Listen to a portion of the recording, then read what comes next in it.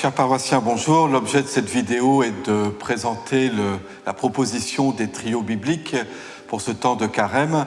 On en a déjà parlé pendant les messes, et puis vous avez ce numéro spécial des clés qui présente cette proposition, mais je vais vous redire par oral ce qui est écrit, puis ça me permettra d'insister sur un point ou l'autre. Alors nous sommes dans la sacristie de l'église. Derrière les caméras, il y a le père Cyril et puis il y a Eric avec un matériel assez impressionnant. J'espère que tout ça va être très bien. Voilà, tout d'abord, il est important que je dise que ce nom de trio biblique n'est pas une invention de Saint-Pierre du Gros-Caillou, mais que nous l'avons emprunté à ce que le père Mario Saint-Pierre a développé et développe à la paroisse de La Valette dans le diocèse de Toulon. La proposition que nous vous faisons est directement inspirée de ce qu'il fait, les trios bibliques, et je le remercie beaucoup pour son soutien. Alors tout d'abord, vous redire bien l'objectif.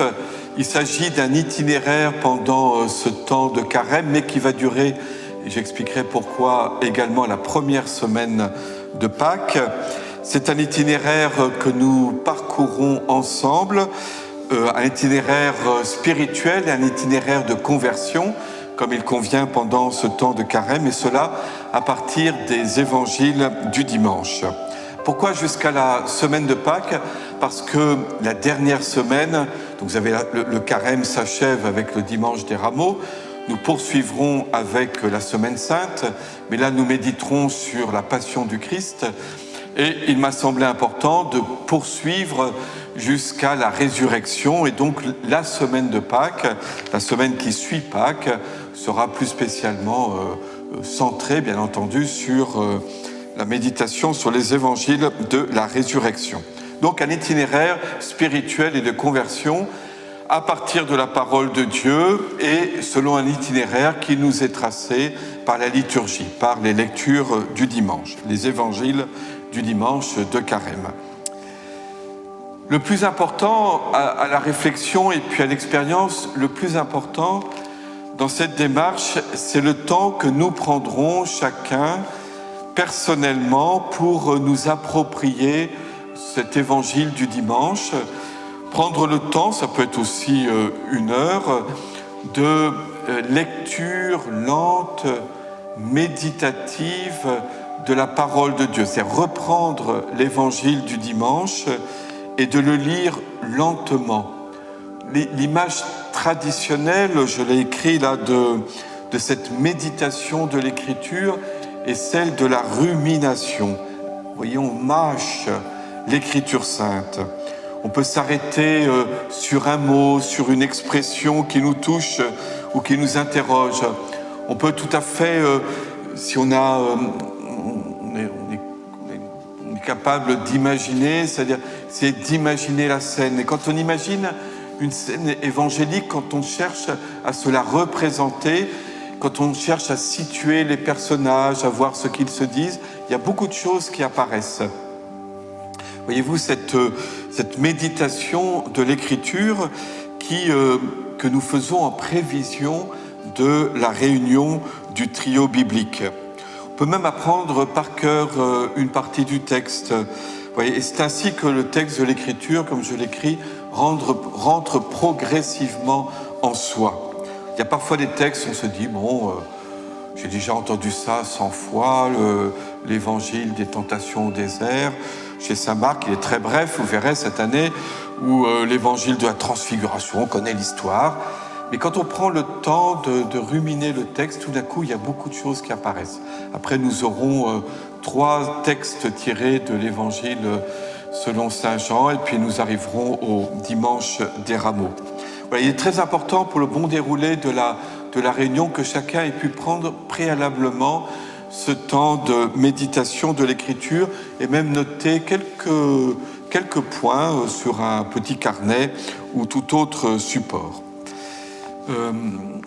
Voyez-vous, depuis l'automne, depuis le confinement de l'automne dernier, début novembre, je vous propose des méditations bibliques sur notre chaîne YouTube. et je continuerai certainement à l'avenir, enfin certainement si j'en ai les moyens, les possibilités, mais il m'a toujours semblé que c'était un peu à sens unique, c'est-à-dire je vous fais part de ma propre méditation sur les textes de l'Écriture qui effectivement me nourrissent ma vie personnelle, ma vie spirituelle. Et si nous proposons là ces trios bibliques, c'est pour pouvoir aussi que vous-même, voyez, vous fassiez cette propre expérience de la méditation et que vous la partagiez. Alors, cette expérience se fait 3 par 3. On pourrait se dire pourquoi 3 par 3 ? On pourrait très bien vous proposer simplement un parcours individuel. Donc j'ai insisté sur l'importance d'une méditation personnelle, mais aussi donc se retrouver 3 par 3 pendant une heure chaque semaine. C'est parce que notre propre chemin de carême est un compagnonnage. Vous voyez, ces 3 qui formeront un trio seront comme des compagnons de route, vous voyez, tout au long de ce temps de carême. Et cela jusqu'à la première semaine de Pâques. Alors, comment se passe une réunion ? Donc, l'idée, c'est qu'il y a un schéma assez précis. Alors, le schéma en lui-même, c'est une heure. Rien n'empêche, bien entendu, de se retrouver avant, de rester ensemble après. Mais la réunion elle-même autour de la parole de Dieu, l'idée, c'est que ça dure une heure. Et donc, pour que ça fonctionne, ce qui est proposé, c'est que l'un des 3 soit ce qu'on appelle le gardien du temps, c'est-à-dire veille à respecter un minutage assez précis. Peut-être que vous vous direz, oh là là, c'est trop bien, trop structuré. En fait, l'expérience donc, nous a livré Mario Saint-Pierre, et que c'est en gardant bien en gardant bien ce temps, en respectant bien les durées, c'est ce qui permet à chacun de s'exprimer. Que l'intérêt d'un trio, par exemple, vis-à-vis d'une équipe, vous savez, une équipe, on est 7, 8, et on sait bien d'expérience que dans les 7, 8, il y a toujours quelqu'un qui s'exprime très facilement et qui risque au fond de monopoliser la parole, qui a beaucoup de choses à dire, puis au contraire, une autre personne qui est plus timide, qui n'ose pas s'exprimer, et qui pourtant aurait des choses à dire. La personne qui parle très facilement aurait tout avantage à écouter plus, et celle qui n'ose pas parler aurait tout avantage à pouvoir s'exprimer, à oser s'exprimer. Alors ce qu'on ne peut pas faire à 8-9, on le fait beaucoup plus facilement à 3. Et donc là, l'idée, c'est que vraiment chacun puisse parler à chaque fois, donc les 3 minutes. 3 fois 3 minutes. Donc je propose qu'au début, on commence par une prière à l'Esprit Saint, qu'il puisse y avoir un petit temps où on puisse échanger sur la semaine écoulée, un événement, une rencontre. L'idée, c'est que les 3 qui marcheront ensemble forment une fraternité, donc on puisse dire brièvement les événements qui ont marqué la semaine, une nouvelle, une intention de prière.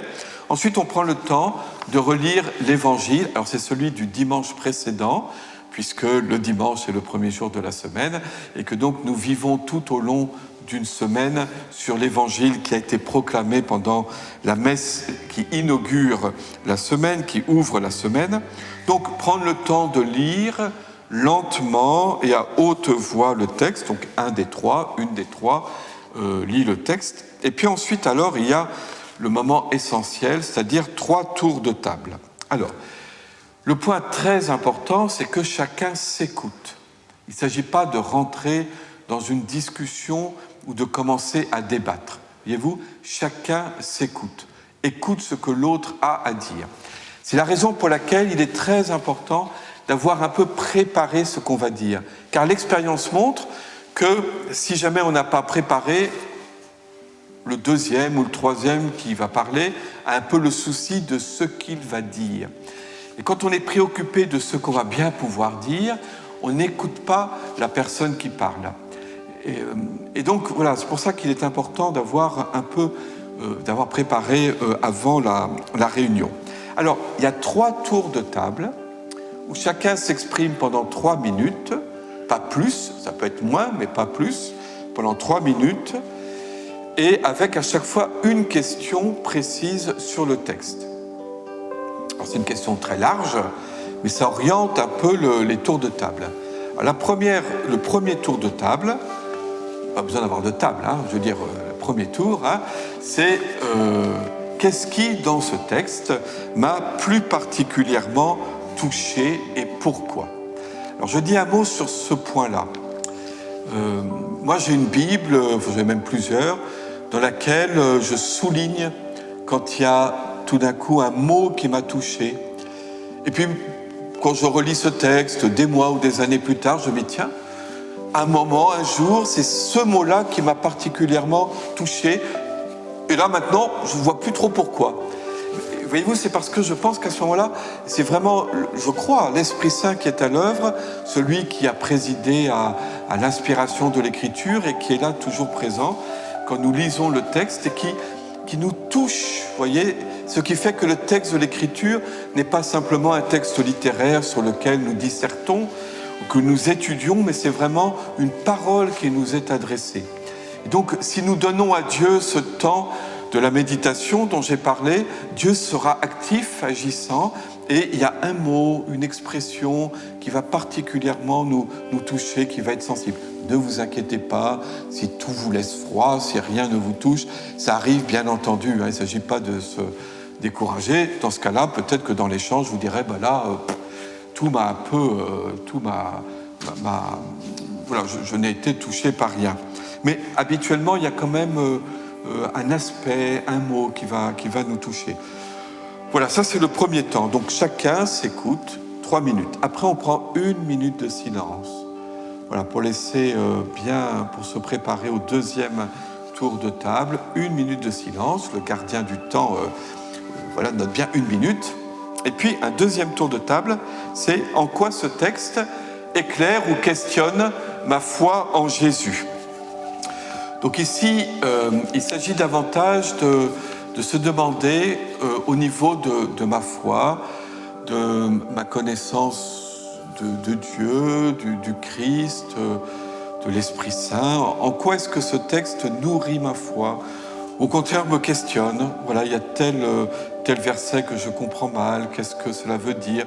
Ou alors ça heurte un peu la vision que j'avais, où vous verrez, on aura des textes sur le jugement. Alors bon, le jugement, vous voyez, donc on va plutôt, c'est plutôt sur la compréhension, vous voyez, du texte, ou telle phrase qui me reste énigmatique, au contraire, qui m'éclaire sur un aspect de la foi. Vous voyez, c'est plutôt donc sur le contenu de la foi et de l'espérance.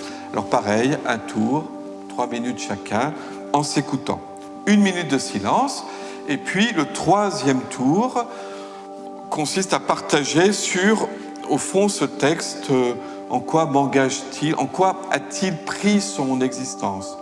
Vous voyez, quelle traduction concrète peut-il avoir dans ma vie de tous les jours, pour que ce texte de l'Écriture puisse vraiment entrer dans ce chemin de conversion, participer à ce chemin de conversion sur lequel nous sommes. Vous verrez d'expérience, 3 minutes, c'est assez long. Les petits essais qu'on a faits montrent que très souvent, au bout de 30 secondes, 1 minute, tout le monde n'est pas aussi bavard que moi, vous voyez. Donc au bout de 30 secondes, 1 minute, on se trouve un peu à court. C'est pourquoi, alors peut-être qu'au fur et à mesure, on aura de plus en plus à dire, mais c'est pourquoi il est bien d'avoir un petit peu préparé avant. Voilà, donc ça c'est vraiment le moment central. Ensuite, c'est après coup simplement qu'on peut avoir un temps de partage où chacun peut dire ce qui chez l'autre, dans ce que l'autre a dit, l'a vraiment frappé, l'a éclairé. Vous voyez, et donc voilà. C'est pour ça qu'il est important d'être attentif à ce que les uns et les autres disent. Et ensuite, donc, il y aura une prière finale. Alors, voilà, j'espère avoir expliqué le mieux possible comment se passe cette réunion. Alors, il peut y avoir, parmi les questions qui ont pu surgir, des questions que vous aimeriez me poser. Et dans ce cas, vous pouvez très bien me les faire remonter, tout simplement.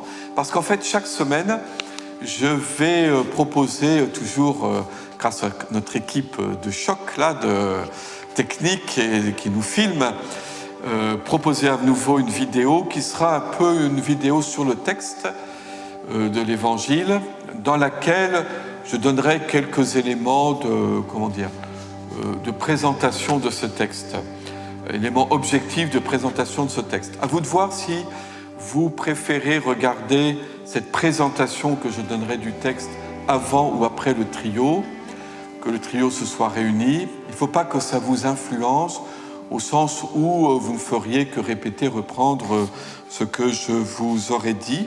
Donc il y aura eu les homélies du dimanche, il y aura eu cette présentation du texte que je vous proposerai, ou d'ailleurs un de mes confrères, et puis les questions éventuelles que vous pourrez avoir que vous m'aurez fait remonter. Dans le parcours des 7 semaines, la première réunion sera une réunion préparatoire. Ce que je vous propose, c'est donc de regarder cette vidéo. Alors, c'est un peu paradoxal ce que je vous dis, puisqu'il faut avoir regardé la vidéo pour savoir que je vous propose de la regarder. Mais enfin voilà, donc j'espère que suffisamment l'auront regardé pour que chaque trio est bien repéré. De toute façon, nous avons vos coordonnées, donc il suffira de vous envoyer un mot. Donc regardez cette vidéo d'abord, ou lire le texte des clés pour bien intégrer le schéma du trio, de la rencontre, et puis ensuite vous lancer, donc faire première rencontre d'1 heure, et puis continuer ainsi tout au long du carême. Et puis la dernière réunion, qui sera donc la semaine de Pâques, de pouvoir faire un peu une réunion de conclusion et de tirer les fruits que vous tirez de cette expérience. Alors, pour finir, comment est-ce qu'on constitue les trios? Alors, pour constituer les trios, il y a 2 manières, en gros. D'abord, soit vous-même, vous trouvez 3 personnes, vous vous réunissez à 3. Ce que je vous demanderai, c'est de nous le signaler, de nous dire, voilà, nous sommes un tel et un tel, et nous constituons un trio. Je vais vous dire pourquoi, c'est que pour que ça marche bien, pour pouvoir répondre à vos questions, pour pouvoir suivre un peu la démarche, j'ai constitué une équipe de coordination que je remercie. Vous avez les noms dans les clés.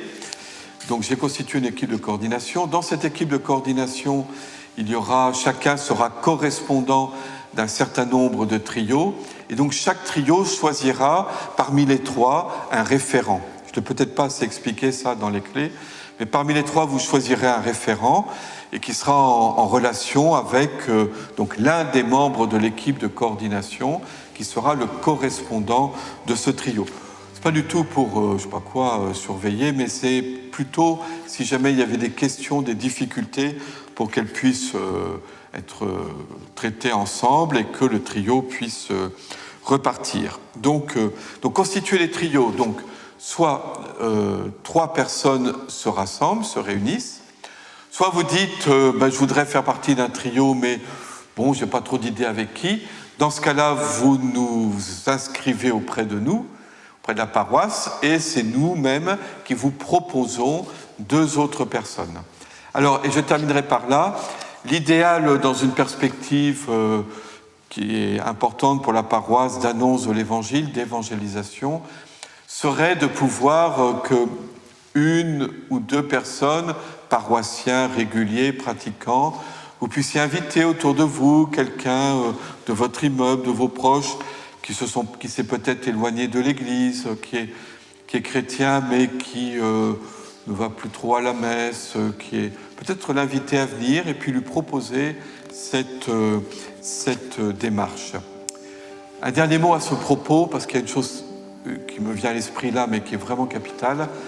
Il faut qu'une personne qui